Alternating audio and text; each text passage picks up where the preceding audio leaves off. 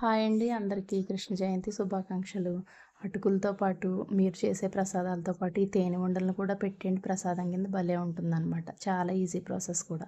4, 5 గంటలు నానబెట్టుకున్న మినపప్పుని ఇలాగా మిక్సీలో మెత్తగా పట్టేసుకోండి. దీంట్లోకి 1 స్పూన్ బియ్యపిండి, 4 లేదా 3 స్పూన్లు కార్న్‌ఫ్లోరు, కొద్దిగా సాల్ట్, కొద్దిగా ఫుడ్ కలర్ వేసి ఇలా బాగా కలిపేసుకోండి. మనం పునుగులకై ఎలా అయితే కలుపుకుంటామో అలా కలుపుకోవాలన్నమాట ఈ పిండిని.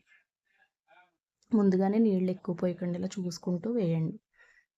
ఇలా బాగా కలుపుకొని పక్కన పెట్టుకోండి. చాలా ఈజీ ప్రాసెస్ అండి. ప్రసాదాలు అప్పుడనే కాకుండా ఉత్తినే తినడానికి కూడా బాగుంటాయన్నమాట. సింపుల్ ప్రాసెస్ కదా.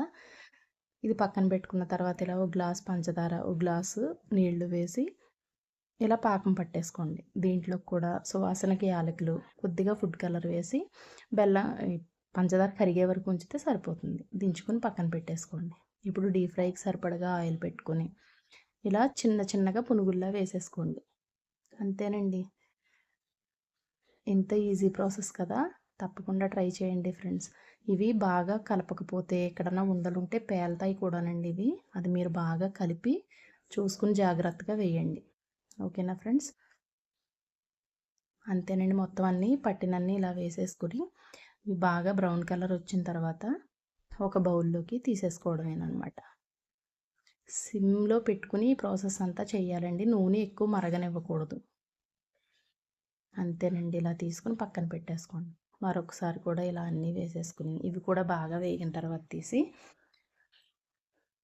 ఈ పంచదార సిరప్లో వేసేసుకోవడమేనండి. ఇలా ఇవి ఒక 10 నిమిషాలు నానియంటే ప్రసాదం రెడీ అయిపోతుంది.